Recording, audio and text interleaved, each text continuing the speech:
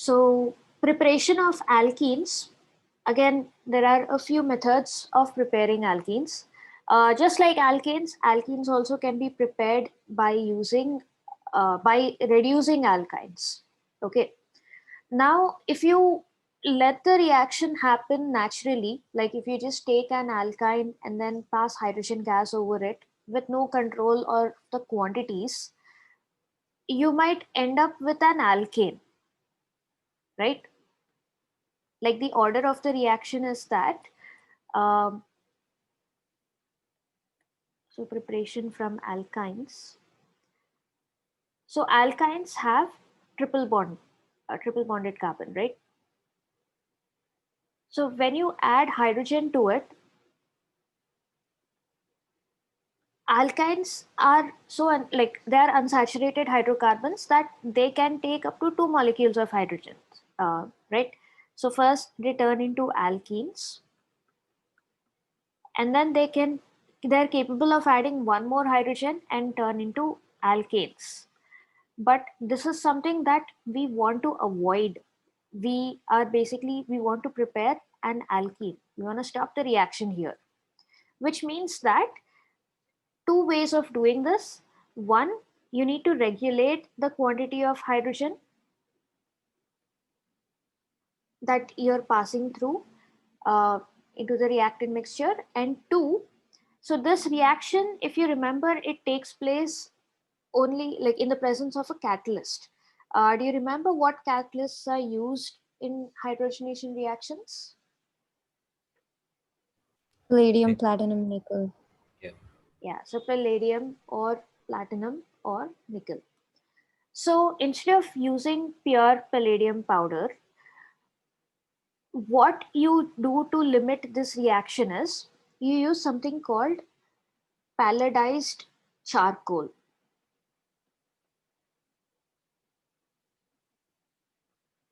So basically Uh, it's, yeah. could you just add the alkyne in excess? Yeah, you can add the alkyne in excess. So again, that's indirectly regulating the H2 gas, right? Yeah, yeah. Yeah. So the ratio, in this ratio, you're limiting the quantity of hydrogen gas. Palladized charcoal is basically mixture of palladium and carbon. Charcoal is basically a carbon. Okay. So this particular catalyst is also called Lindlar's catalyst, palladized charcoal.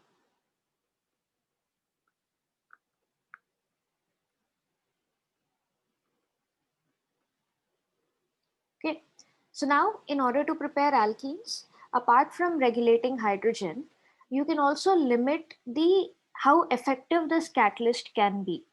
So usually reaction takes place over palladized charcoal, which is also called Lindlar's catalyst. So um, this can be partially deactivated. So basically you're limiting the effectiveness of the catalyst. Okay. So this can be deactivated using poisons.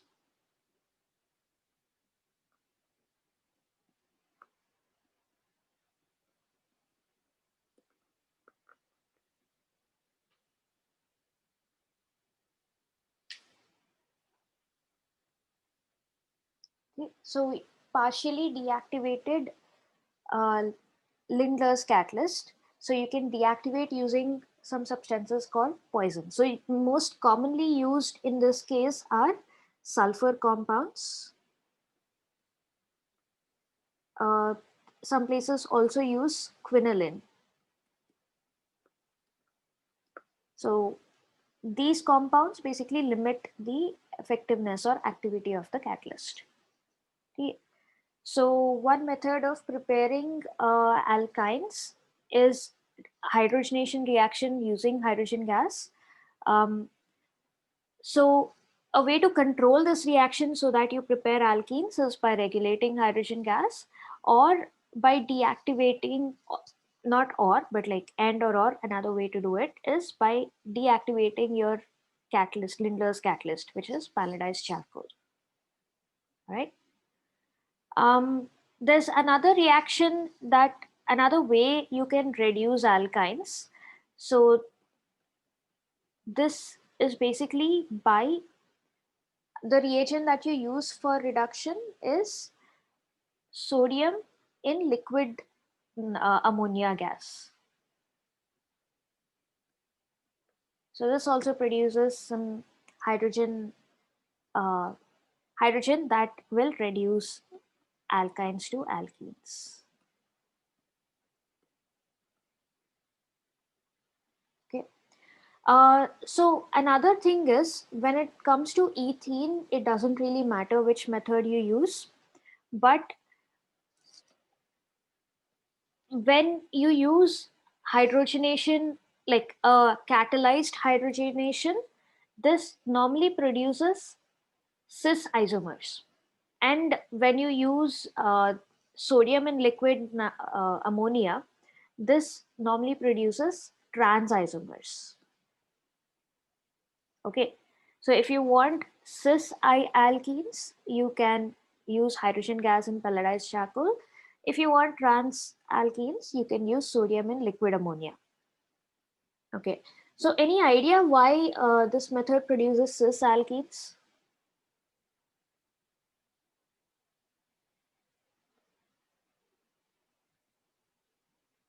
Like, do you think it's random, or do you have an idea? Like, can you figure out why this produces cis?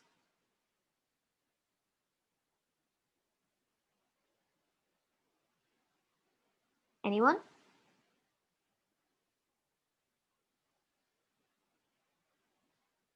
No. No? Okay. So, oh, basically, this reaction is catalyzed, right? How do you imagine this reaction usually takes place?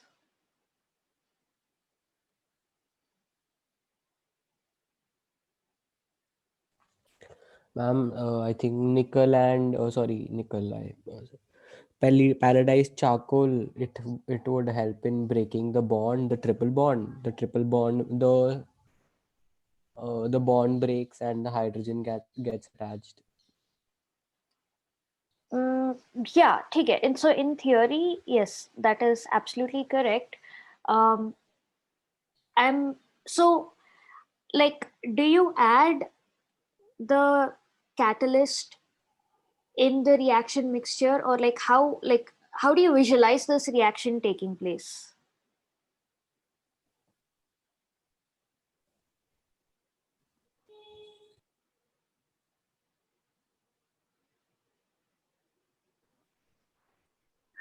Ma'am, these are lab preparations, right? I mean, I'm considering they're being done in a lab. Either way, whether they are laboratory or industrial.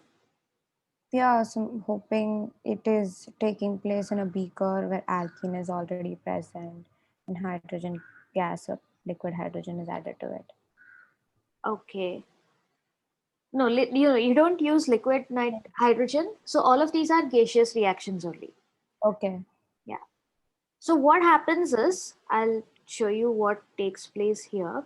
So catalyzed reactions, usually like you have a bed of catalyst and then the gases are passed over the catalyst. Okay. So here I've got a video of alkene reduction, but yes, but basically the mechanism or how it takes place is pretty much the same. So I'll give you an idea there. So can you guys see the screen here? Yes, ma'am. Yeah.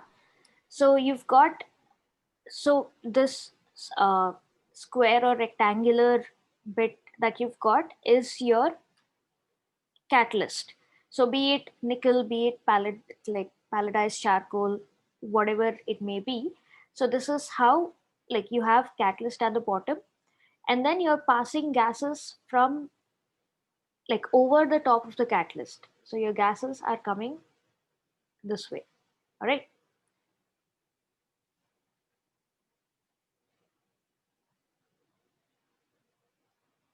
So you can see your gases coming on top. So the alkene is attached here, hydrogen is attached here, the bonds are activated, the bonds are broken, and then the hydrogen gets attached to the alkene. Okay. I'll just No, replay. ma'am, can you play it again? It is Yeah. like, yeah.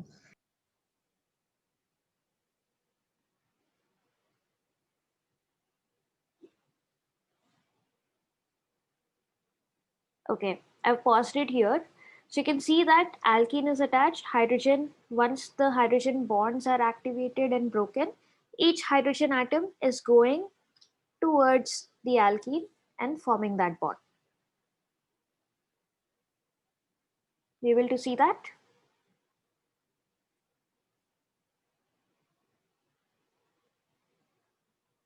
Shall I replay it?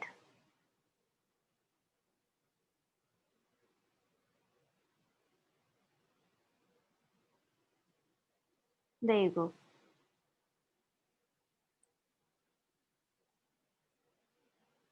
All right. So based on this orientation, where are the hydrogen atoms attaching themselves from? Like from the same side or different sides, or is it completely random? Like where, how are these hydrogen atoms aligned with respect to the hydrocarbon?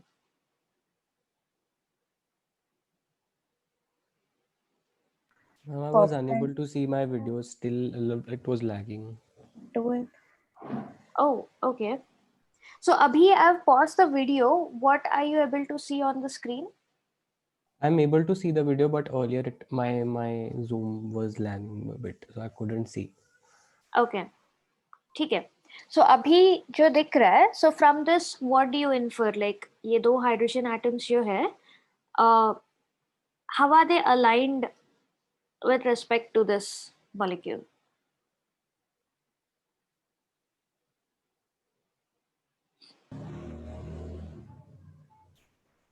So you can see They're- that, yeah. No, I didn't get your question. So, Same. all right. So you can see that there's two hydrogen atoms here, right? Like their bond is activated, bond is Yes. broken, and Yes. they will start moving towards this to get Mm. bonded to this. So what is happening is these two hydrogen atoms are coming from the same side in order to uh, like get attached Bond to the molecule again. hydrocarbon. Yeah, form the bond again here, right? So when they are coming from the same side, what do you expect the result to be? Like, is it going to be cis or trans? Okay, they will attach at the same side, so cis. Yes, Yes.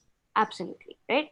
So if I have R and R, so this is my original alkene, and each hydrogen is attaching over here, this bond will slowly start breaking the triple bond.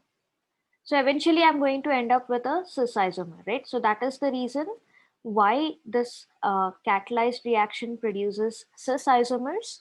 But the other one, where you're using sodium in liquid ammonia, so that usually produces trans isomers because that follows a different mechanism.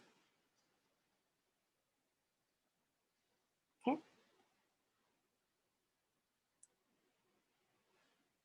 All right. So that's preparation of alkenes from alkynes. So the alkynes in the presence of partially deactivated palladized charcoal reduced to form cisalkenes.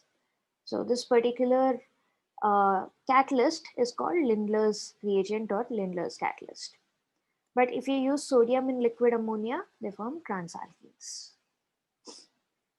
All right. Next, another method to produce alkenes is from alkyl halides.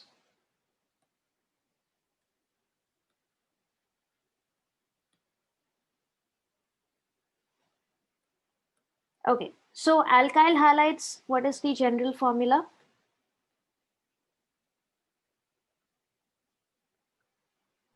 CnH2n I mean, plus 1. like what substituent or X. branches?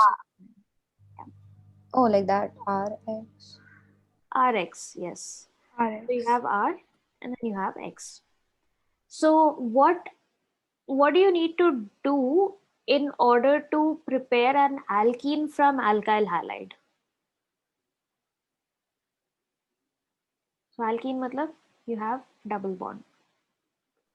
Reduction of RX. Matlab, what atoms do you need to remove from this compound? I mean, you can remove an Yeah. alkyl, one molecule of alkyl halide from the thing, right? You need to just remove the halide. Halide, yes. Oh, just the halide. Oh, yeah, sorry. And in order to form a double bond, along with this, you need to remove one of the X over here, H hydrogen atoms also from here, right? So that is why basically this is also called dehydrohalogenation.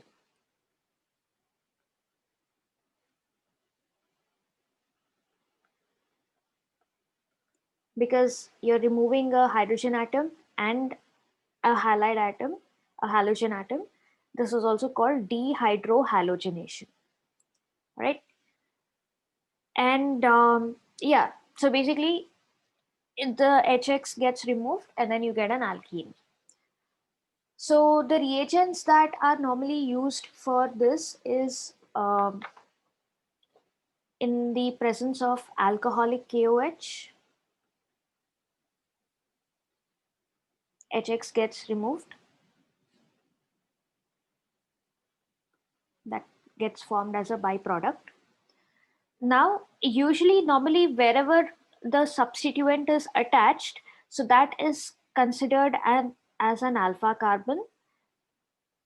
So, from which atom is hydrogen likely to be removed? Beta carbon. Beta carbon, right? So, only from the neighboring atom, the hydrogen will be removed, which is basically your beta carbon. Which is why this kind of a reaction is also called beta elimination.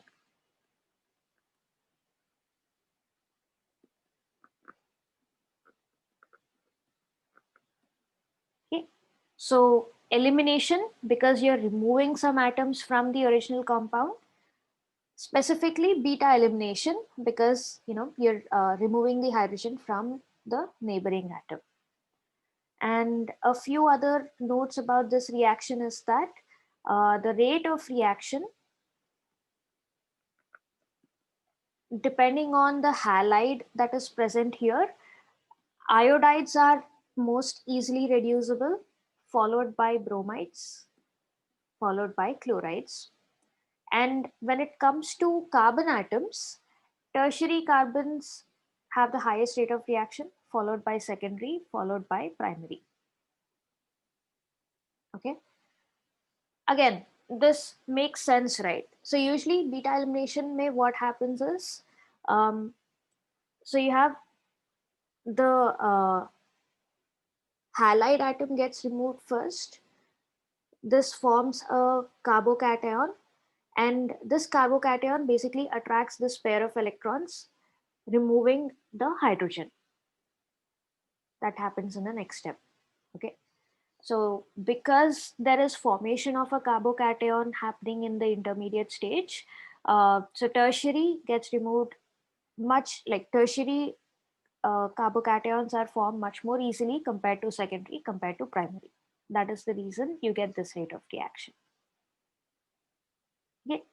So dehydrohalogenation ke liye, the agent that you would use is alcoholic KOH. So yeah, HX gets removed, forming an alkene. Similarly, we have another beta elimination reaction with alcohols. Okay. So alcohols, what is the substituent that you would find in alcohols?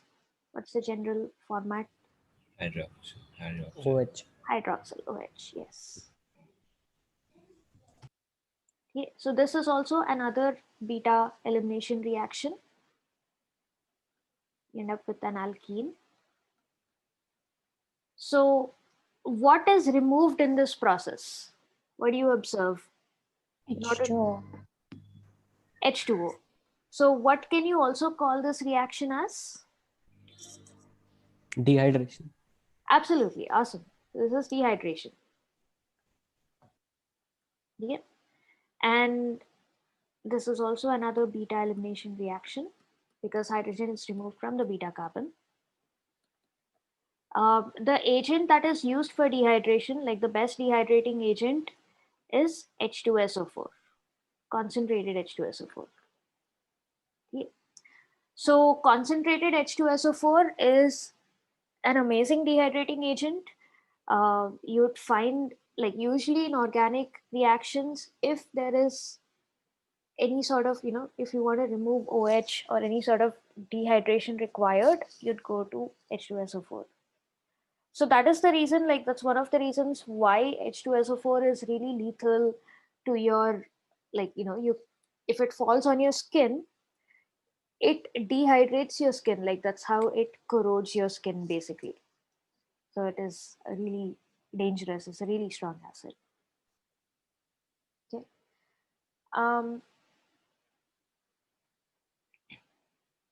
So yeah, that's basically it. So that's dehydrohalogenation के case में you use alcoholic KOH, and dehydration के लिए use concentrated H2SO4. Both of them are beta elimination reactions. So the substituent along with hydrogen from the neighboring carbon atom gets removed, forming your alkene. And finally, another method of preparation is from vicinal dihalides.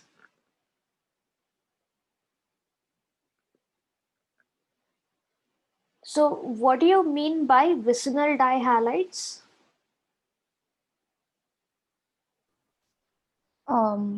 So in a compound, two atoms of halogens are attached to the alternate carbons.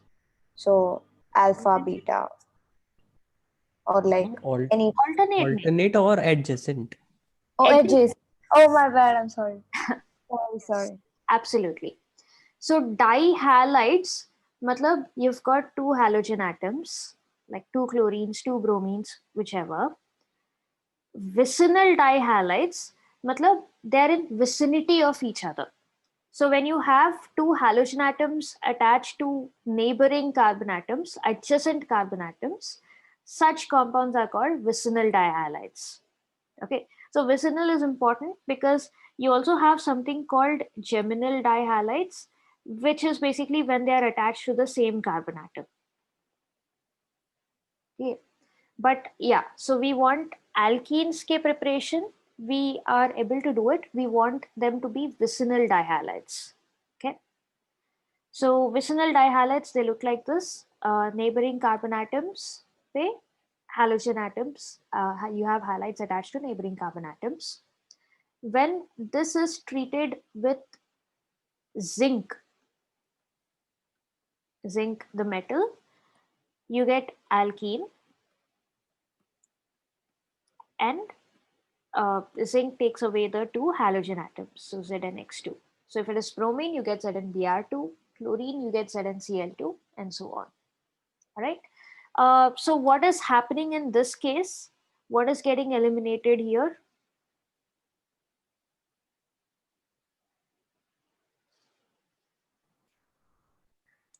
ZnX2. Now, what is getting eliminated specifically from your substrate reactant? Halogens. Halogen. Both the atoms of halogen. Yeah. So this is also called Dehalogenation. dehalogenation. Yes. Okay. So preparation of alkenes, like all of them, are elimination reactions. So when you're preparing it from, like, apart from reduction of alkynes, you've got elimination reactions only. So when you're preparing it from alkyl halides, you're doing dehydrohalogenation. So that can be done using alcoholic KOH. When you're using alcohols, you're removing a molecule of water. So that's called dehydration. And the reagent that you use is concentrated H2SO4. And when you're doing it from vicinal dihalides, you're removing the two halogen atoms, which is why it's called dehalogenation. And the reagent that you use is zinc. All right. Simple enough preparation of alkenes. So you've got it from alkynes. Yes, Mayas? Before this, before alkenes, we have some like one more topic in book. Is that cancelled? Before alkenes, okay. Conformations, I think. Conformations, right? Yeah. So that is removed from syllabus. But once we are done with physical properties of alkenes, I'll just give a quick run over before we start with the chemical properties. Okay. I'm like the physical and the properties as well as the preparation. They both are equally important, or do we have more questions from preparations? No, both are equally important. So preparation and the chemical properties specifically. Because you have like reactions, name reactions in And the physical properties. physical properties may, like, apart from a give reason question, like you must have found out in your homework. Mostly it's going to be questions like those only. You won't be asked to list down the physical properties if there is an anomaly, like branched isomers having a lower boiling point, things like that. So you'll be asked questions based on that. Okay. Okay. So 4 methods of preparation: alcohols by acidic dehydration, um, dehydrohalogenation, and dehalogenation. Okay. So speaking of conformations, it's basically how do you represent an alkane in 3D in real life? Okay, like what is the spatial arrangement of the atoms? So that is what is basically what your conformations are. Okay. So alkanes consist only of sigma bonds, right? So do you think they would have free rotation? Is free rotation possible in the case of alkanes? No. Yes. Of course, obviously, sigma bond है. There's like, Correct. No. yeah, There is no hindrance. exactly. So they can like rotate anywhere, right? Which is the reason why you have a whole topic about conformations. Okay. So if you see this over here, so this is one carbon atom and this is the other carbon atom. This is the sigma bond between the carbon atom. Now there is rotation possible in this bond, which is why if this carbon atom rotates, you have so many different positions possible for these hydrogen atoms in connection with these hydrogen atoms. So from this image you can see, so basically in order to represent it in the on 2D paper, there are two types of conformations, two types of projections. So one is called the sawhorse projection. Sawhorse is basically when you use lines to show the conformation of a molecule, and this is another type of projection is called Newman projection. So Newman projection may, you're basically changing the point of view of how you're looking at the atom. So this is, you're looking at it from a far away, but if you look at it from over here, right, if you look at it straight across the molecule, that is what Newman projection is showing you. So these are your two carbon atoms. You can't see the bond because it's like behind this carbon atom, but you can see the relative position of hydrogen atoms easily, right? So in this projection. So there are a few different types of conformations. So one is eclipsed conformation where the hydrogen atoms are like right behind each other. So basically you have carbon, hydrogen, hydrogen, hydrogen. And if this carbon's hydrogens are also in the same position, if one is being eclipsed by the other, So that's your eclipsed conformation. If you rotate this, if there is, you can see that there's angle of rotation. So you rotate this by a little bit, you get staggered conformation. All right.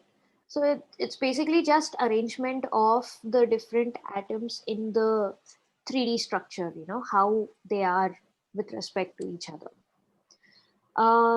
So based on this, between eclipsed and staggered, which do you think is more stable, eclipsed or staggered?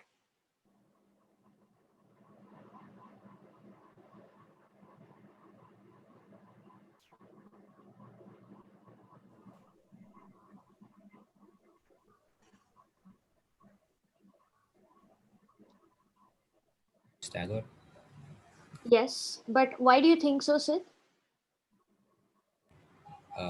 I'm pretty sure I'm wrong, but probably because it seems like the hydrogen, uh, uh, they're equidistant between the two. So what does Yeah, that do? I mean, it balances out the forces, maybe. You I'm not are sure. actually right. Oh, okay. Yeah. So eclipse में what is happening is, because they are close by to each other, the repulsive forces are going to be maximum in case of eclipse. But here they are more or less like equally distributed. It's more balanced, right? Because there is some amount of distance created between them because of this angle, which is why staggered is more stable as compared to eclipsed conformation. Yeah, so that's basically it. Like that's what um, conformation's all about. Okay, all right, now coming back to alkenes, we've done the preparations. Speaking of physical properties of alkenes, again, just like alkanes, the smaller alkenes are all gases. So up to like C1 to C4 or 3 or 4 are gases. Then the mid-range alkenes like C4 to C17, 18 maybe are all liquids. And then the higher alkenes like above C18, C19 are all solids at room temperature, of course. The first member, ethene, is a colorless gas. It's got a faint, sweet kind of smell, but all the other alkenes are odorless. They're, you don't really smell them. Ethylene is actually the gas that is used. So, in order to ripen the fruits faster, so ethylene helps with ripening of fruits. So, ethylene gas is released even when fruits are getting ripened. Like if you have, if you put a bunch of bananas together, they get ripe much more faster than if you kept them all separate from each other, right? In case you haven't observed that, try it out at home. So if you want bananas or any fruits to ripen slower, keep them separate from each other. And if you want them to ripen faster, keep them all together. So the reason is that ethylene gas is released in the process, which helps with the ripening of fruits. It's got a faint sweet smell. Alkenes, again, would you say are polar or non-polar? Non-polar. Non-polar, okay. Do you think all alkenes are non-polar?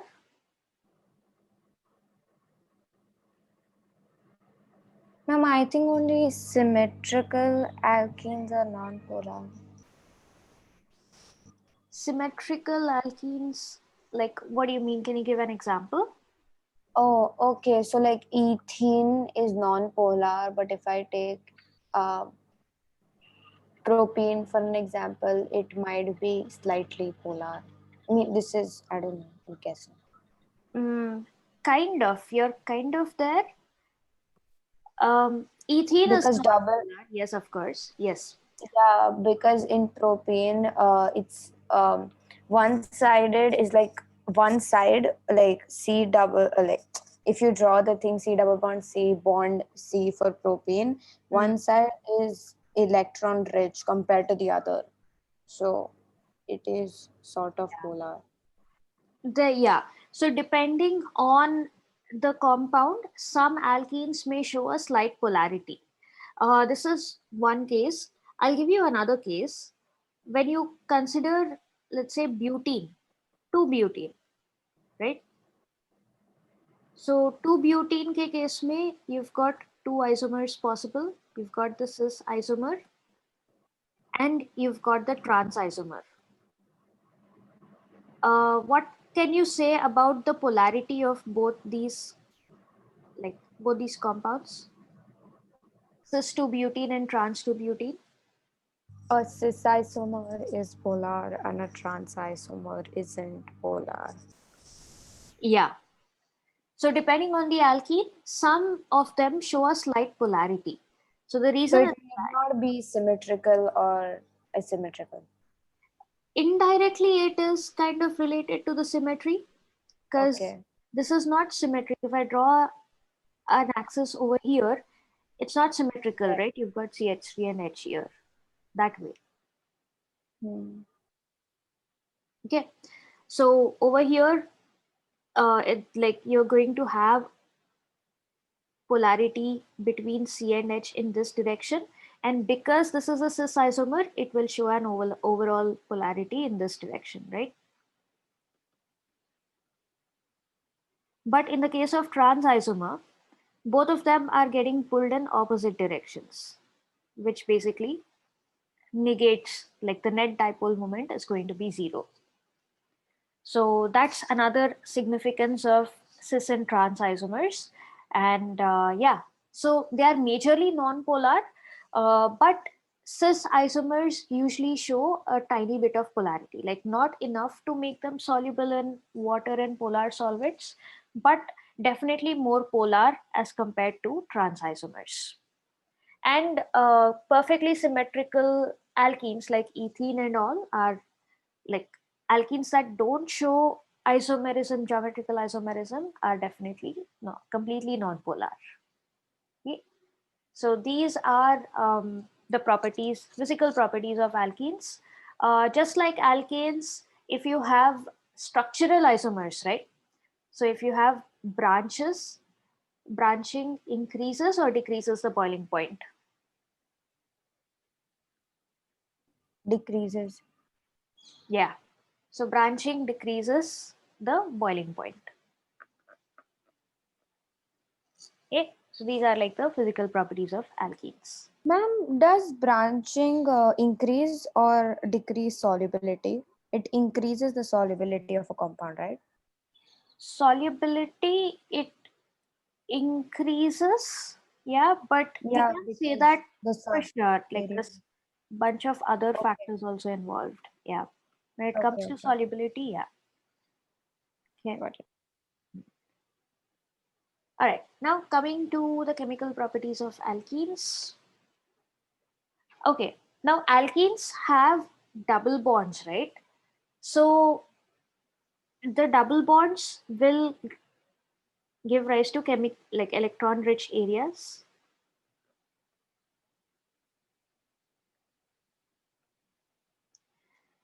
So the most common type of reactions that alkenes show is their addition reactions because of the presence of the double bond.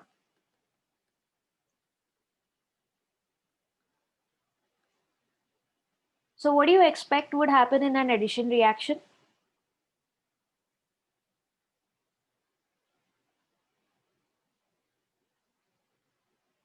I suppose the double bond would break and whatever molecule you're reacting with would take its place in the molecule. Absolutely. Yes. So what happens in addition reaction is you have a double bond. This is going to break, form a single bond, and the reagent is going to get added over here, right?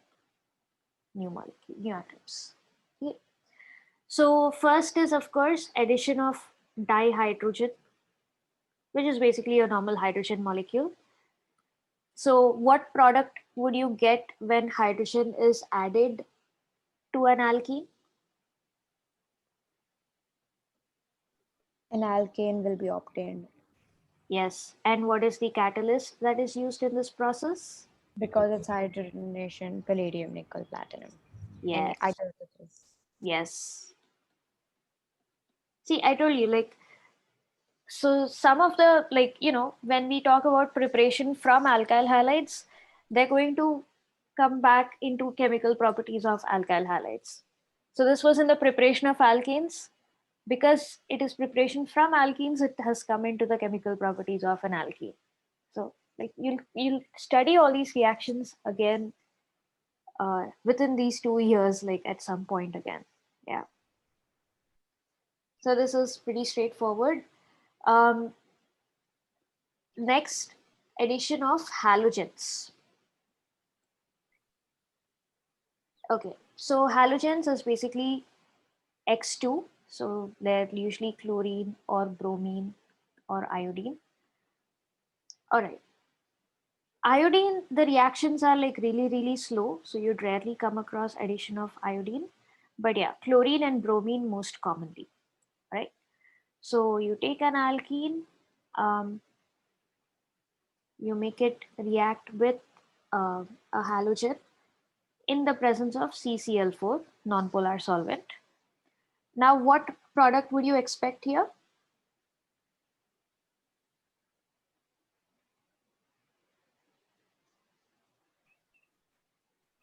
A vicinal dihalide.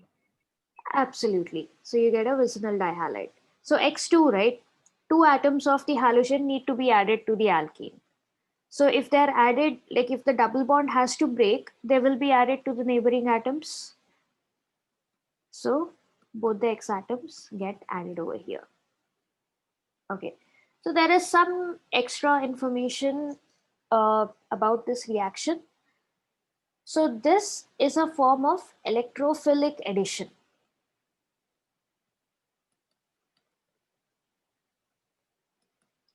So electrophilic addition because the electrophile gets added to the double bond first. Like obviously electrophile gets attracted to the electron rich area in the double bond. So it breaks the bond, takes the electron towards itself and gets added to one of the carbons. And so X2 may say like you get an X plus and an X minus. So this is the electrophile that gets added over here. And once this is added, the X minus will get attracted and get added to the other carbon atom. So that is what is electrophilic addition. Now, how this X plus X minus is formed is a little more complicated. Like you will look at, you're going to study the mechanism of this part in your graduate classes more of. Okay. But yeah, so an electrophile is produced in the process of this reaction. So the electrophile is added first and then the subsequent atom or ion or species is added next. But yeah, the final product is a vicinal dihalide. Next comes hydrogen halides. Now this is a very important reaction. You are like, this is not going to leave you throughout organic chemistry. Or like not exactly this reaction, but the mechanism behind this reaction. Hydrogen halides. All right. So we start off with an alkene. Hydrogen halide matlab what? Give me example or the general formula for this.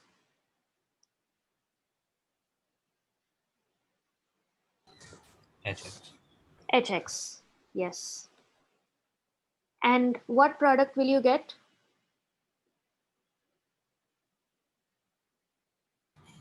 C single bond, C hydrogen, hydrogen, hydrogen, hydrogen, one more hydrogen and X. So what do you call this kind of compound? Where you have a hydrocarbon and an X? Alkyl halide. Alkyl halide, yes. So you have, We also call them haloalkane or yes. So the IUPAC format follows haloalkanes. Halo is the prefix there. Of course, the number will be mentioned. Common name, you also call it alkyl halides. But it's a simple molecule like ethyl, methyl, propyl. You can call it ethyl halide, methyl bromide, things like that. But yeah, once you get a longer like octane, nonane ko, if you're adding this thing, then you need to specify the position and everything. So yeah. All right. So hydrogen halides will give you alkyl halides. The mechanism. So before I talk about the mechanism, there's one more thing I need to discuss with you. Okay, this is also a type of electrophilic addition.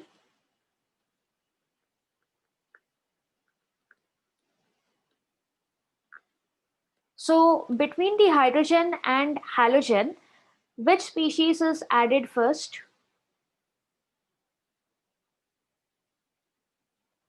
Considering this is electrophilic addition, which species do you think is added first? Hydrogen. Hydrogen, because this is the electrophile in this equation, H plus X minus. So, all right. Okay, let's do a couple of examples. Okay, so if I take ethene, H, what is the product? Like, what do you predict would be the product? Addition of HBr.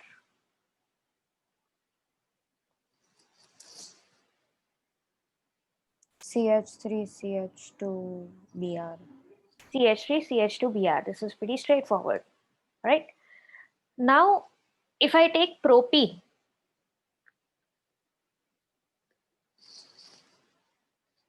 plus HBr, what would be the product?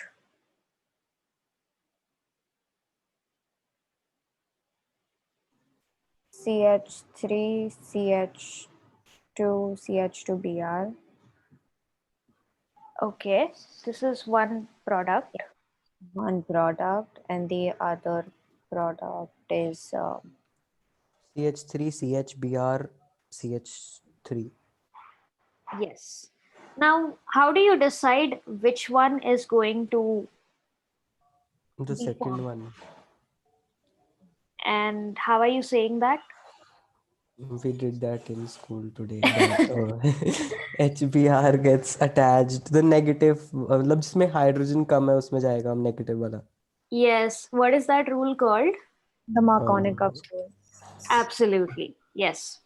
Okay. So whenever you have an unsymmetrical alkene, right? Like on both sides of the double bond, when different things are attached, so there's a rule that all alkenes follow. It's called Markovnikov's rule.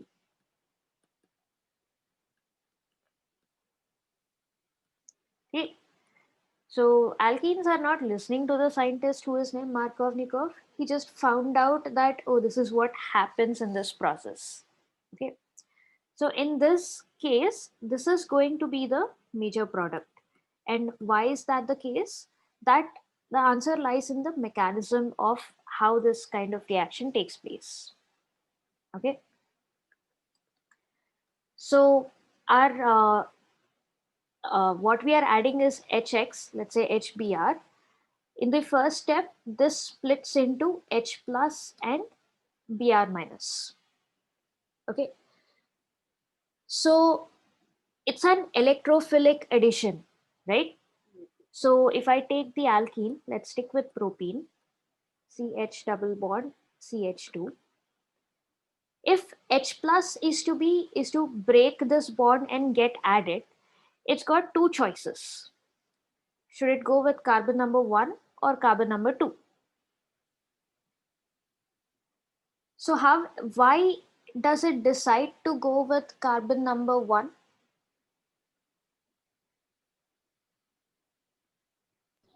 Isn't it supposed to be carbon number 2? No, it's going to be carbon number 1. So the reason is that H plus is going to attract electrons towards itself, Oh, right? H plus. I'm sorry. I took it. Electrophilic addition, yeah. Yeah. Always remember, yeah. So two ways of this happening is, I'll use different colors for both. This carbon takes this pair of electrons and H plus gets added here. So this electron attacks the H plus. So in that process, what forms is that you've got your CH3, CH. Because this took the pair of electrons, this gets a positive charge. And then this ends up with CH3. Now, the second case is that this takes the pair of electrons. Now, because this has become electron rich, this attacks H plus. So in the green case, you get CH3, CH2, single bond, CH2 plus. Now, out of these, which is a more stable carbocation?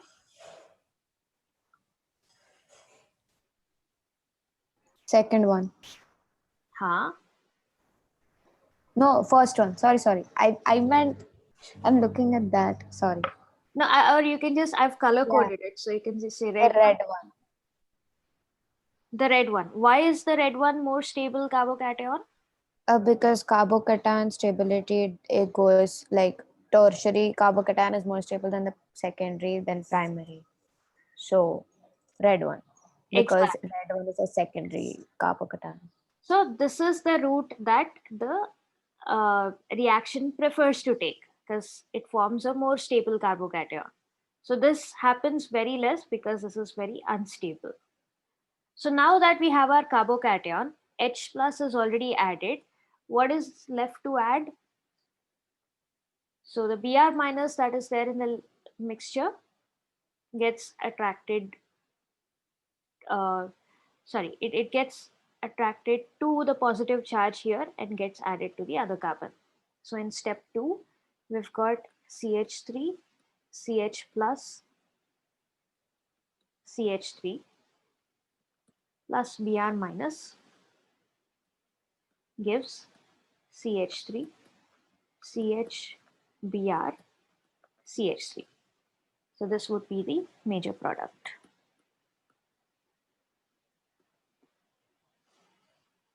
Okay. हाँ. So Mayas, you were saying something earlier. क्या हुआ? When the bond breaks, why does only CH gets a positive?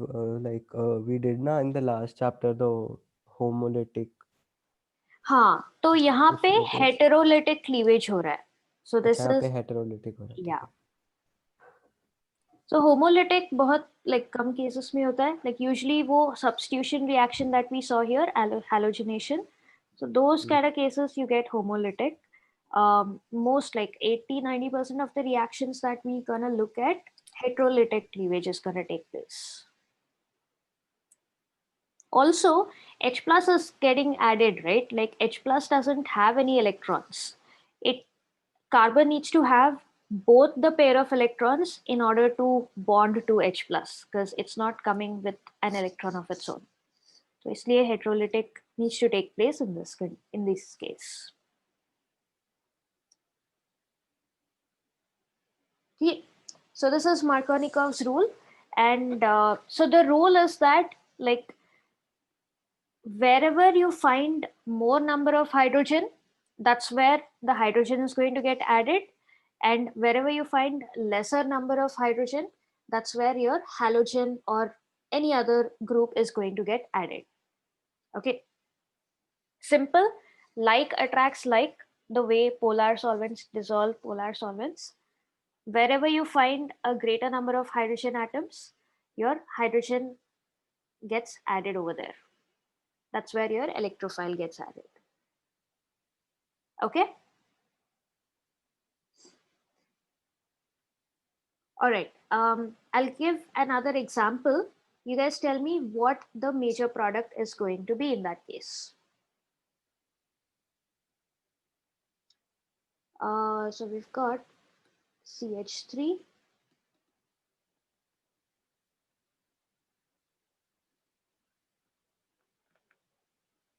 CH, CH3, and if I'm adding HCl here, give me the IUPAC name of the major product.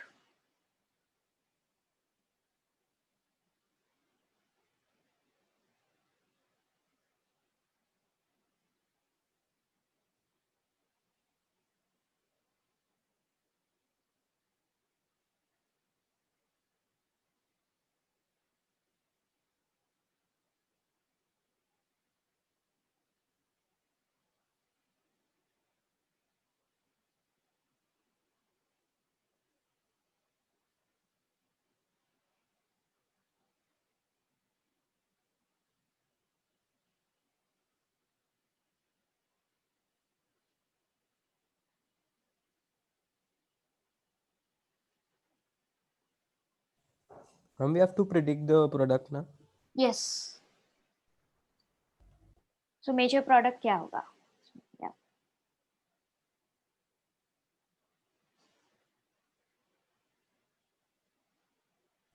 No reaction is possible.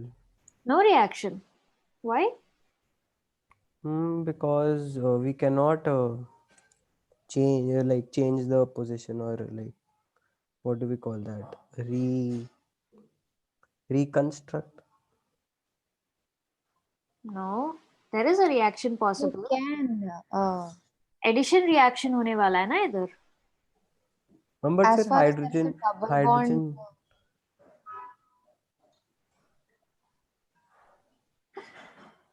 Okay. I So don't know. we've got carbon number 1 here and carbon number 2 here. दोनों में से hydrogen will get added to which carbon? first one. The reason is Reason is it's a secondary carbocation, and it has more number of hydrogen atoms. yeah. So like Cl minus will get added to the tertiary carbocation, which Because it's more stable. the second carbon atom is gonna Yeah. this thing. And see, even if you go by Markovnikov's rule, right? What did he say? So hydrogen is going to go where more number of hydrogens are there. So double bond के दोनों तरफ, so between carbon number 1 and 2, which one has more number of hydrogens? Mice? More number at one. 1, right? So hydrogen is going to get added over here, which means that, You know what I did? I did not remove the double bond, and I was trying to add Cl at the C, and I realized that the valency is not matching. yeah. So addition reaction, always remember double bond break होके एक और like the atom is getting added only because the double bond is breaking. Like any question we are given, there would not be a case wherein no reaction would take place for like this rule. Yeah. Okay. It, What if we have two double bonds? if you have two double bonds, there's going to be two additions taking place, and the rules followed are the same. क्योंकि जो carbocation stable होगा, that is only going to be formed, right? Which means that it will have to follow Markovnikov's rule. So for example, if we have 1,2-butadiene, right?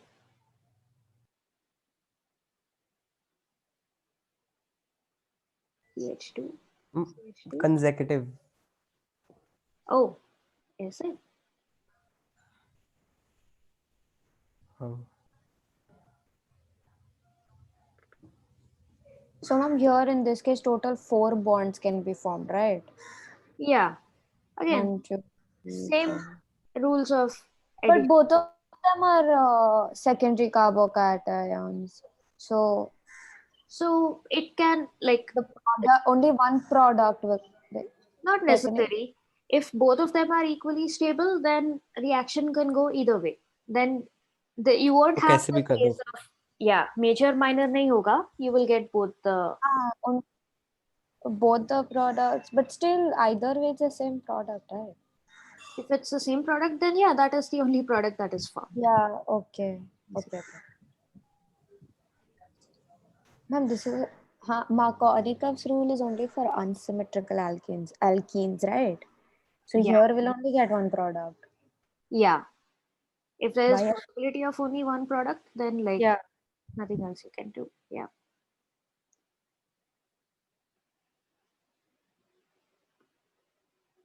Okay. So this is Markovnikov's rule. So that's how you apply it. And whatever other addition reactions we're going to study about, addition of like sulfonation, addition of water molecule, all of that is going to follow Markovnikov's rule.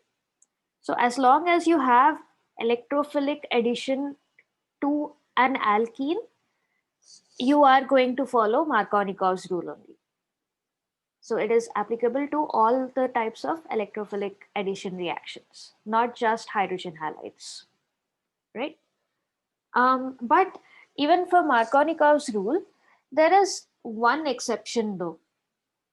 So what is happening here is, in this mechanism, in order for electrophilic addition to take place, you need an electrophile being formed. You need like H plus and Br minus to be formed. This is like a key element here in this mechanism. This is what is deciding the formation of carbocation, right?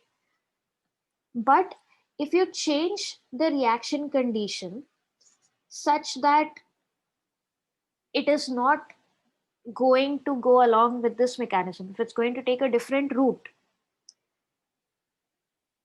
So for example, if you add peroxide in the reaction mixture, right? So it is not going to follow this mechanism anymore. And so the opposite type of products are going to be formed. So then in the presence of peroxide, it's going, like, the reaction is going to follow something called the anti-Markovnikov rule. Ma'am, here only one product is formed, right? Again, you would have major and minor product, just that they'll be interchanged. But it's opposite. Okay, the minor product in Markovnikov's rule is the major product in anti-Markovnikov's rule. Okay. Yes. Okay. So this is also called the Kharash effect or peroxide effect. You'll come across peroxide effect also. These are different names for the same thing. And this is observed mostly only when the reaction is taking place with HBr. So this is not observed for HCl or HI, only with HBr. Okay, so peroxide, when you're adding HBr in the presence of peroxide, that's when you come across this. And the reason is that in this particular mechanism, this is not going to follow electrophilic addition. This is going to form free radical. So during the course of this reaction, you're going to get free radicals, and this is going to follow a free radical chain mechanism. Okay. So what happens is, like, okay, this is the general reaction, right? So you have an alkene, and if you're adding, let's say, HBr in the presence of peroxide. So peroxide ka structure is usually when you have two conjugative oxygen attached to something else. Like if it is attached to hydrogen, you get hydrogen peroxide. But you also have something called benzoyl peroxides. So benzoyl peroxide is basically, instead of hydrogen, you have two benzene groups attached here. C and then phenyl rings. Carbon and then phenyl rings. Okay. But as long as you have this group here where two oxygens are attached consecutively, that is your peroxide ion. All right. So if this reaction, let's say, is done in the presence of benzoyl peroxide, C6H5, like you've got C double bond O, C double bond O, CO taken twice, O2. This is benzoyl peroxide. Then what kind of products are you going to get? This is the mechanism.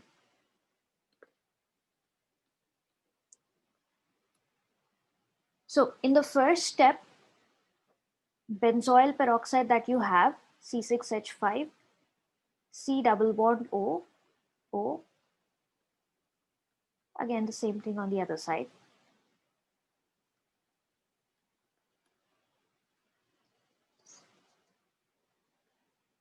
This, in this case, there's going to be homolytic fission.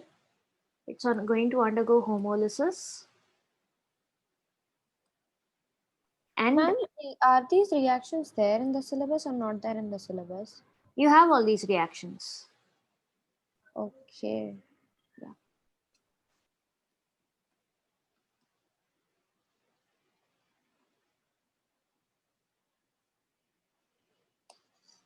So you're going to get two free radicals, and because this is unstable, again, just like with the Kobe's electrolysis, this is going to split into two C6H5 free radicals and carbon dioxide.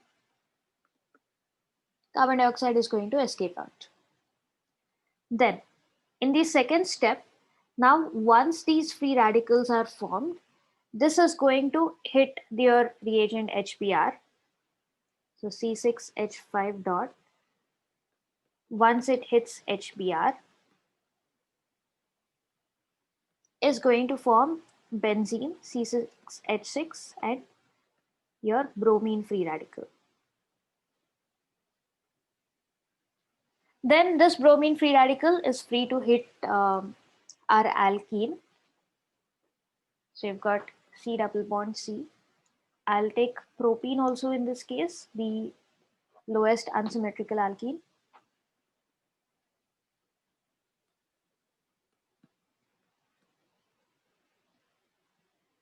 Now, in which case is bromine likely to get attached?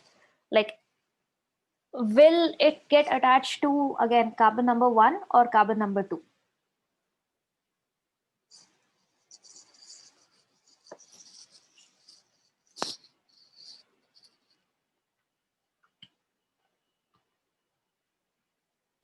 One, right? Ma'am, can you repeat it again?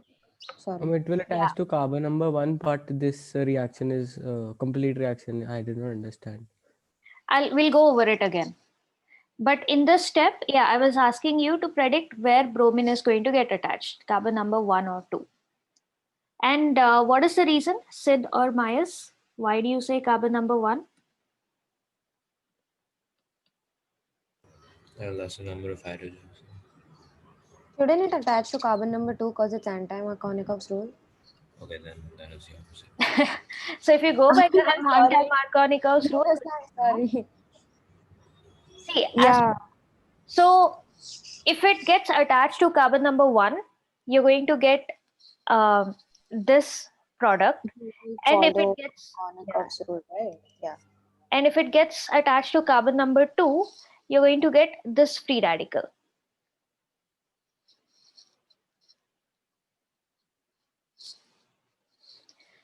Okay, so out of these, which one is more stable? This primary free radical or secondary free radical? How do you predict? How do you predict? So you have a primary free radical, you have a secondary free Yeah, so radical. how can you say that that's your primary and that's your second? Because your free radical, this carbon is attached to only one other carbon atom, and this carbon is attached to two other carbon atoms. So this is secondary and this is primary. Okay. I So would which say, one is more stable, primary or secondary? Secondary. shouldn't the primary be more stable? Why do you think, sir? Because, well, if there's a radical over there, it's likely that there's could be some according to just the forces, because it's going to affect both the carbon molecules that are next to it, right? Or will it not have any effect on it? There's going to be some amount of effect, but these alkyl group like the CH3 that is attached has an electron donating effect on. Usually it is an electron donating group, right? Now this carbon has two other carbons contributing to the electron donating effect, but this carbon is attached only to one other, like the methyl group is really far away from it. So in which case is it more likely to be easily stabilized? Right, then it's the second one. Then it's the second. Secondary, yes. It's the exact same reason why secondary carbocation is more stable compared to primary, or tertiary is more stable than secondary compared to primary. Okay, So that is the reason this is going to be the preferred product that is formed, and this forms your major product in the final step. Okay, so yeah, you've got CH3, the secondary free radical. So in the previous step, we've got CH3, CH dot, CH2Br, and once this hits another HBr molecule, this is going to take the hydrogen, form your final product, giving you another Br radical, which can go hit another alkene molecule and then continue the reaction. So this is your major product. And you can see that, okay, so I'll just go over the whole reaction once again. So in the presence of peroxide, why is Markovnikov's rule not followed is because the presence of peroxide leads to the formation of free radicals. Okay. So when you did not have the peroxide, your electrophile was hydrogen. So hydrogen was the first one to get added to the molecule here, right? But once you have the peroxide being formed, the bromine free radical happens to be the one that is getting added to the molecule first. So when bromine is getting added to the molecule, whichever atom, whichever species is getting added first decides where it's going to go. Is it going to go towards the carbon with greater number of hydrogens or carbon with lesser number of hydrogens? Because in both cases, it is completely decided by which product is more stable. In this case, you had the formation of a carbocation, but because H plus was getting added, the places got interchanged. So in this case, H plus is added first, and formation of secondary carbocation is favored, which is why H plus got added in the cornermost carbon atom. In this case, same thing happened. Secondary free radical is favored because it's more stable, but because bromine was the first one getting added, it took the cornermost place, which is why the type of products got reversed in both the cases. After that, it's the same thing again. So once bromine is added, then H plus will get added after that. But yeah, so the difference is that in normal, like absence of peroxide, hydrogen H plus is the electrophilic reagent which gets added first. And in the presence of peroxide, bromine free radical is the electrophilic reagent which gets added, which decides the type of product that is formed.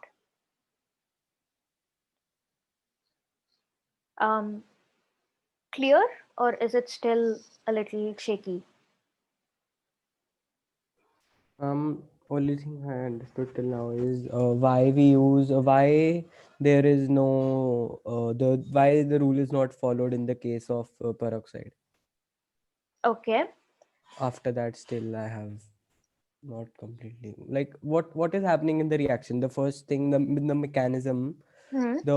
you have written the peroxide formula, then we have homolysis, Hmm. and then the 2C6H5 combine, the benzene rings combine. They don't And combine. So what is happening is homolysis, okay, this part is getting split. wait, what is homolysis? Homolysis मतलब ये जो दो atoms जो है इस bond में they are getting equally distributed between both. अच्छा हाँ, ओके ओके, रिमेम्बर, ठीक है. हाँ, तो इसके पास एक इलेक्ट्रॉन आया, so there are two of the same things. Then इसके पास एक ही इलेक्ट्रॉन है ना, सो these two electrons में से this is going to pull one of the electrons to form carbon dioxide, and this goes away, this part goes away. Why does oxygen has 4 electrons? So oxygen के पास initially 6 electrons है.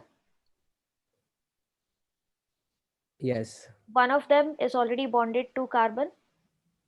Okay. So this is the remaining one.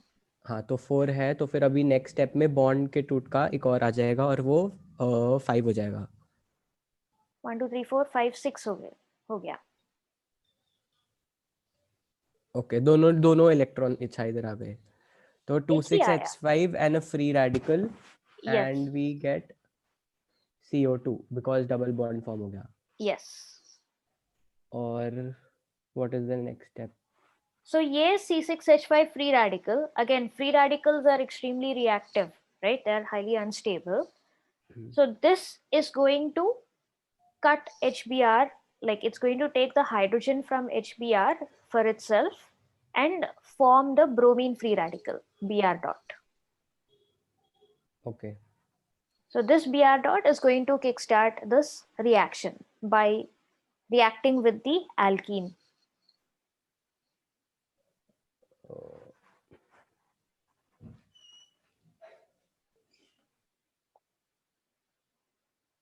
Okay.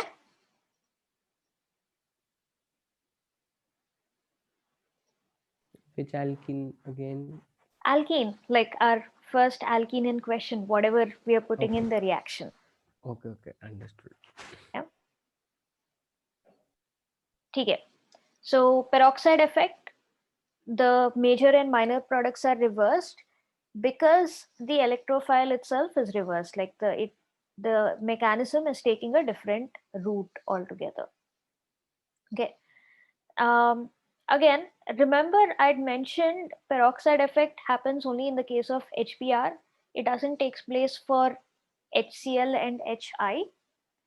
Now the reason is that, like, I'll take one case at a time. In the case of HCl, right? So HCl,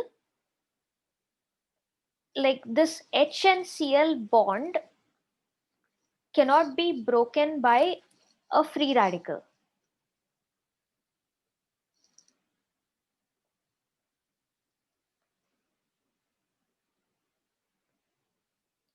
So this bond is like much too strong that it cannot. See, what is happening in the mechanism is that this benzyl free radical, C6H5 free radical, is breaking the bond between H and Br to form the Br free radical. Now that is not possible in the case of HCl. So this step is not going to take place in the case of HCl. So that is why the reaction will not proceed any further. And in the case of HI, so if you look at the other side of bromine, so HI, like after chlorine, like bromine and iodine, this step will take place. So bromine, just like bromine, you're going to get iodine free radicals, you get iodide free radicals, but these free radicals, instead of attacking the alkene, they would much prefer to combine with each other and form a iodine molecule. Okay. So in the case of iodine, what happens is the free radical is formed, yes, but this would prefer forming a bond with another iodine free radical instead of attacking the double bond like it should, like bromine does. So that is the reason this reaction in the presence of peroxide is not observed in the case of iodine, HI. So the peroxide effect, the anti-Markovnikov's products are found only in the case of HBr, in the case of bromide. Okay.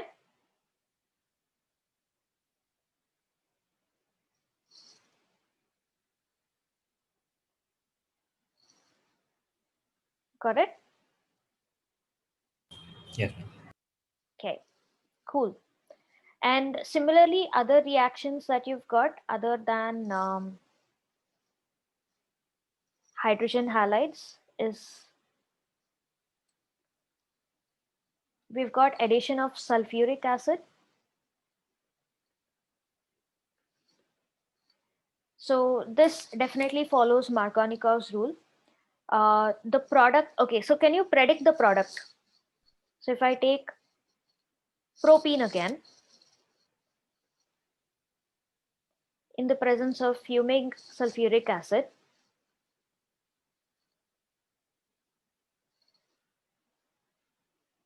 what product am I going to get?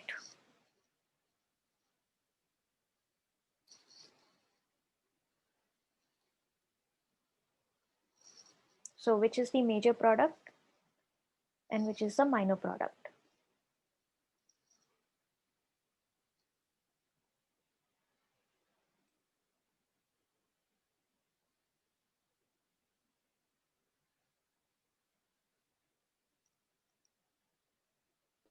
Ma'am, but first the H2SO4 will like dissociate into ions, right? Again, we're taking like concentrated, like almost fuming sulfuric acid, and that's okay. Like even if it dissociates into ions, that's fine. So Okay. basically, we need an H plus.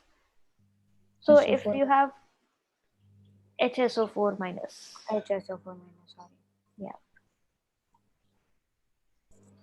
So H plus will go to CH2 yeah, and HSO4 will go to CH. CH, yeah. yes. So your product is going to be CH3. What Why will be did the you name write of the major and product, ma'am? minor?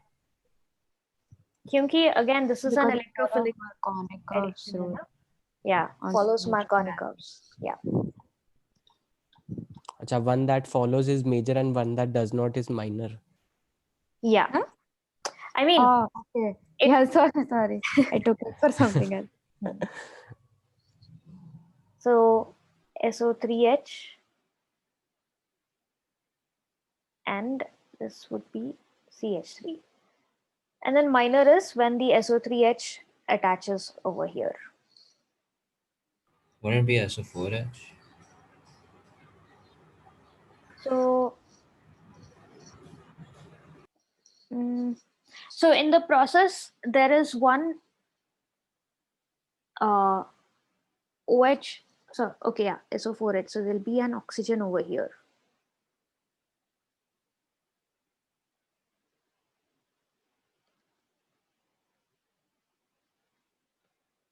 Why can't it be HSO4? So instead of writing SO4H, like the part which bonds to the carbon is oxygen, which is why I wrote it as OSO3H. Yeah, obviously, yeah. Makes Yeah. sense. Okay. So again, this also follows Markovnikov's rule. Can you help naming it? So these kind of products are called alkyl hydrogen sulfates. So it will be propyl hydrogen sulfate. Yeah. Okay. So you can say isopropyl hydrogen sulfate because it's connected to this carbon atom.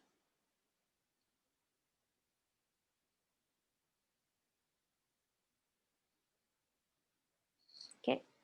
And similarly, we have one final addition reaction when you're adding water.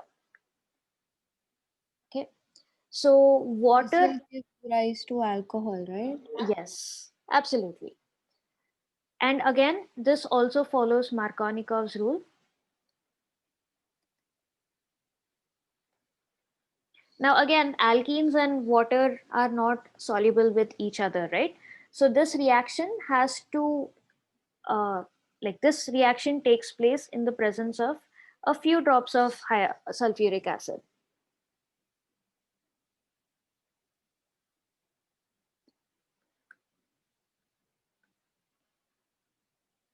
Ma'am, this will be dilute, right? Yeah. No, Can it's you not going to be repeat the dilute. It's going to steps? be concentrated H2SO4 only, but only a few drops.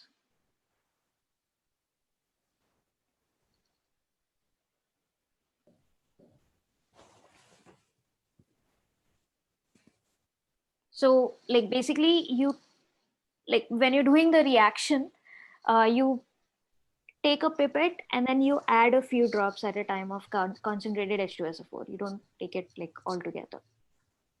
What did H2SO4 break in last reaction? H plus and HSO4 minus. HSO4 minus. Okay. Yeah.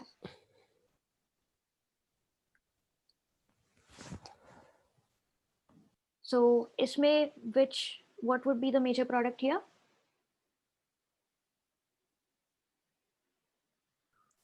Does this follow? Propanol. Huh, propanol. Propanol. So this also follows Markovnikov's rule. Yeah. So that's basically like addition Another reaction. question. Yeah. Uh, how do you determine what follows Markovnikov's rule and what doesn't? Simple. Everything follows Markovnikov's rule. Um, Everything in the sense, as long as it's electrophilic addition.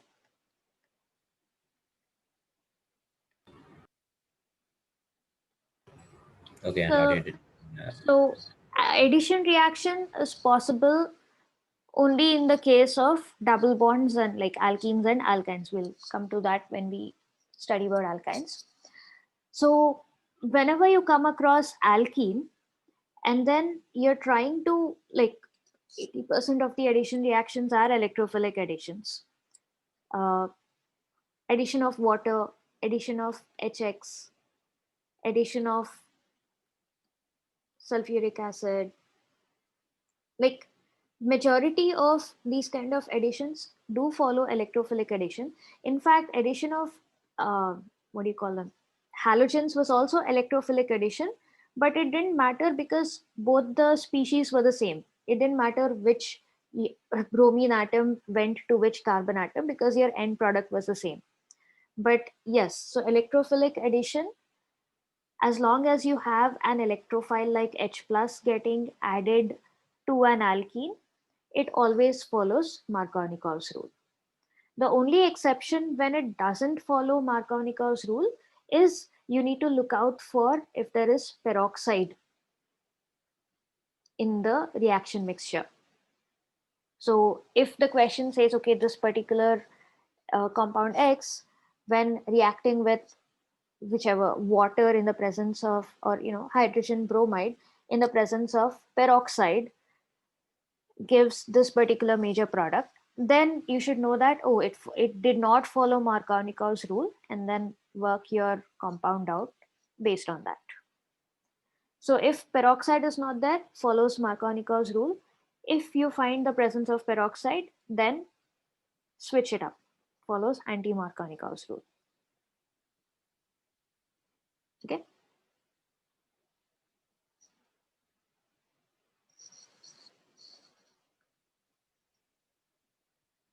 So that's for addition reactions, electrophilic addition reactions of alkenes. Apart from this, alkenes undergo two more reactions. Karish effect, addition of sulfuric acid, addition of water. So there's oxidation and ozonolysis. So oxidation is basically, again, just like with alkanes, the extent of oxidation is basically you get, depending on what reagents you use, you get glycols, basically diols.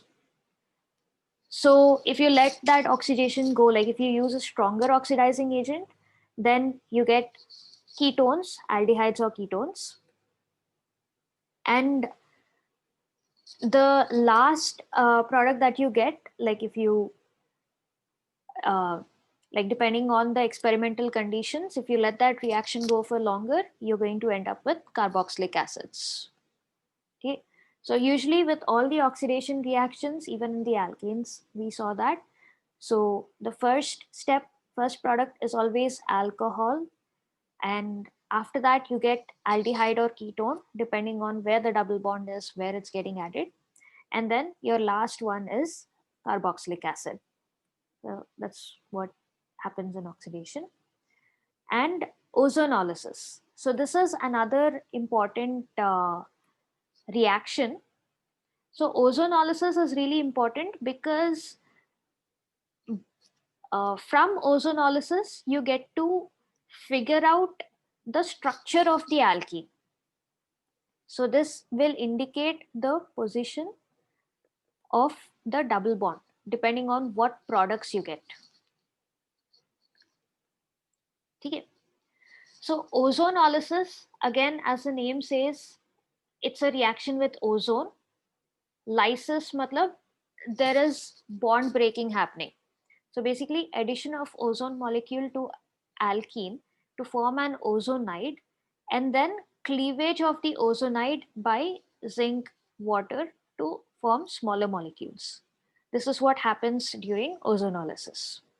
So this is highly useful in detecting the position of the double bond. So how can you figure out the position of the double bond? So that you see based on how the reaction is going to proceed. So what happens during ozonolysis is that wherever is a double bond, that gets completely broken to form this ozonide structure. Okay. So wherever there is double bond, this is what is going to happen. So you're going to have this ozonide structure. When this is reduced, usually with zinc plus water, you're going to get a carboxyl group. So in this case, now because you have alkenes, you don't have a CC double, like you don't have another, like, so basically wherever the ozonide structure is formed, you replace it with a C double bond O. So in this particular example, you've got CH3CH. On reduction, instead of the ozonide structure, you're going to get a double bond O over here. And again, on this side, you've got CH2, you're going to get a double bond O over here. So which is why you ended up with ethanol and methanol. Okay. So when you have a branched alkene, as it is shown here, there should be another CH3 that is attached, if you follow this. Now, because you're replacing this part with a C double bond O, you ended up with a ketone over here. So basically, wherever the ozonide is, that is going to be replaced with a carboxyl group, C double bond O. So depending on what alkyl group you have on either side, you will get either an aldehyde or a ketone. And the second example is not clear. I'll do it on the whiteboard again. Make it clear. I didn't get ozonolysis. I didn't get the general idea. I'll do it step by step. Okay, that'll make it clearer. So ozonolysis. So ozonolysis mein, there's two things. One, it is a reaction with ozone molecule to form an ozonide structure. Okay. And second step, this ozonide structure is going to break. So on reduction with zinc plus water,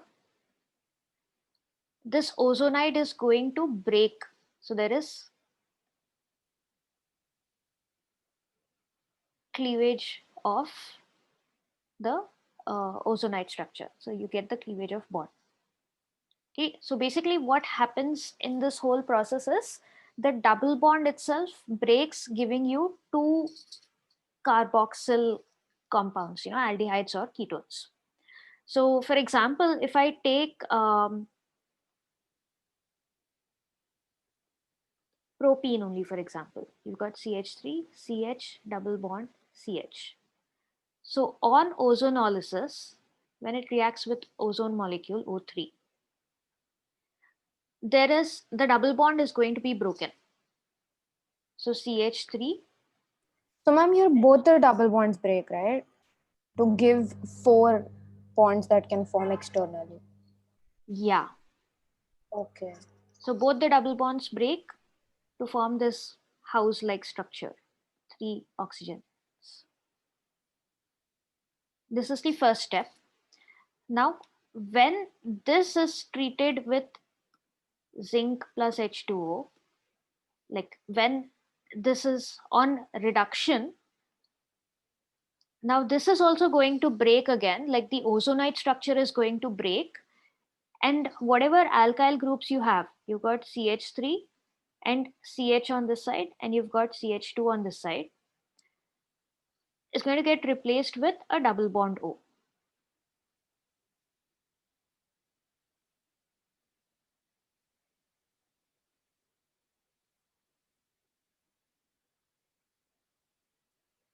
Okay, so the remaining oxygen is going to, like, during the course of the reaction, it's going to get broken down, like you're going to have additional OH ions in the solution that way.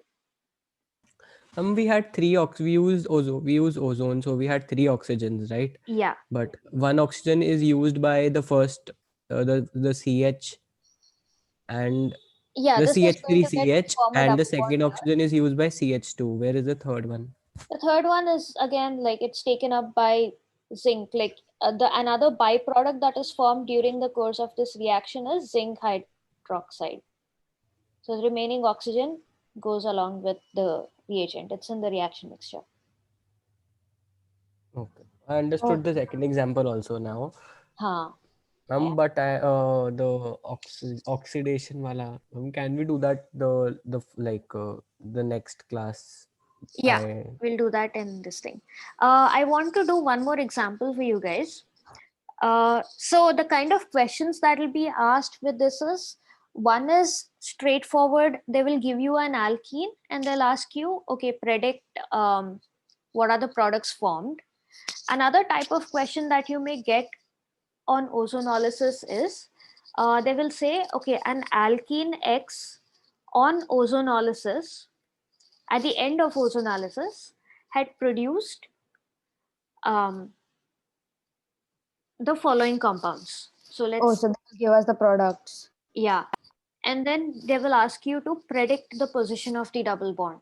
So basically you need to predict what alkene it is. Ma'am, but won't we get like 1 or 2 options for the same? In the sense? Can we, I mean, can you go back to the previous thing? Yeah. Okay, if we take this example, if they give me the 2 products which are there, one is ethanoate and the other one. So if these 2 are given, and if I'm supposed to find the alkene that made them, it specific, I mean, here it could be easy because it's propene, but what if it's like more than 3 carbons? Because then, so wherever the double bond O is pinpoint, there, you replace it with a double bond basically. so if you were to deconstruct this reaction, yeah, so that's what I'm doing it here. C2H4O the hoga ki They will give you the whole CH3. this thing, like they'll give you the structure. okay, Yeah, CHO, let's say ethanol plus acetone. Let's say these are the products that are formed at the end of ozonolysis. Now, how do you predict what your initial reactant is? So, क्या हो रहा है? You've got CH3, CH double bond O. So put both the double bond O beside each other. Okay. So CH3, CH double bond O, and then यहाँ पे double bond O के साथ क्या है? You have C connected to 2 CH3s. So these are your 2 products, right?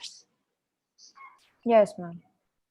So if you want to figure out what the reactant is, so basically replace the double bond O with a single double bond. So finally you get Okay, CH3, CH double bond, C, CH3, CH3. So this is your initial alkene. okay, so the only step we have to look at here is placing the 2 oxygen, I mean first step, placing the 2 oxygens like together and then eliminating that and instead putting a double bond in their place.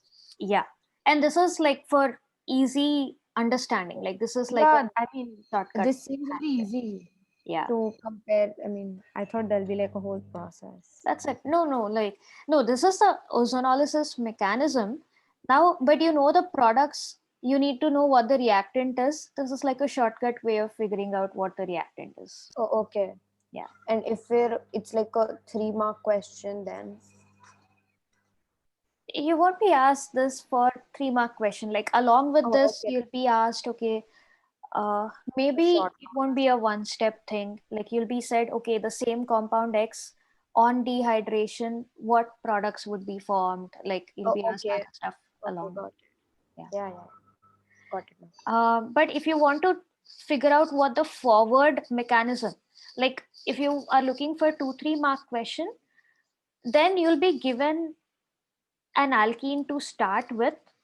Like let's take the same alkene, CH double bond C, CH3, CH3. Give the mechanism of ozonolysis of this particular alkene.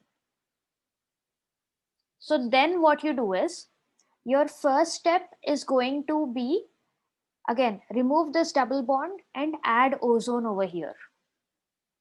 So it will form that house structure. Yes.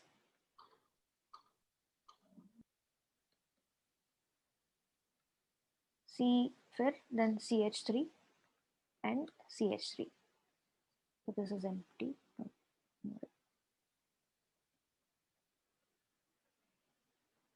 Okay. Then this on reduction, Zn plus H2O, like even if this is confusing for you, wherever the double bond is, just replace it with double bond O. So first part, you've got CH3, CH, फिर double bond आया ना, so यहाँ पे एक double bond O आ जाएगा. So of course, if this is an aldehyde, write it in a different way. C double bond O plus फिर यहाँ पे double bond के बाद यहाँ पे oxygen है. So write the same thing again. Ma'am, we need not write zinc oxide there. No, not necessary. So organic reactions may, like the concept of balancing kind of goes out the window because your focus is on the substrate. Because reagent, like if you get into the oxidation, reduction and all of that, it gets really complicated. So we don't really care about the reagents over here. Got it, ma'am. Yeah. Okay, so that's all there is to ozonolysis. But yeah, so because it helps you, like based on the final product, you can predict ki double bond kidhar hai. So in terms of analysis and all of that, this is a really useful and important equation. Okay. And yeah, so that's all we have for alkenes. Next class, I'll do oxidation part again, and where polymerization hai, that's basically, yeah, making your polythene, polypropene. So this also I'll go over it next class.